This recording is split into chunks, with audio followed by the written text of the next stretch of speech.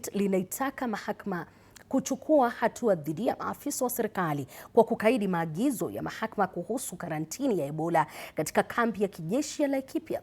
Mkurugenzi Nora Mbagathi anadai kuwa serikali imekanyaga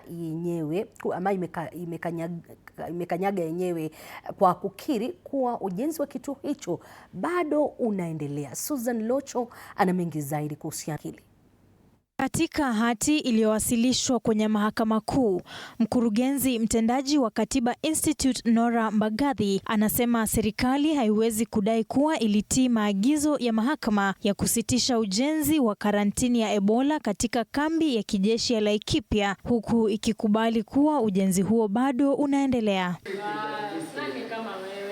Mbagathi anasema matamshi ya Rais William Ruto na maelezo ya serikali yanaonyesha kuwa Marekani bado inafadhili na kushiriki katika utekelezaji wa mradi huo. Aidha, anadai serikali haijatoa ushahidi kuwa ilifahamisha rasmi Marekani kusitishwa kwa ushirikiano huo kufuatia amri za mahakama.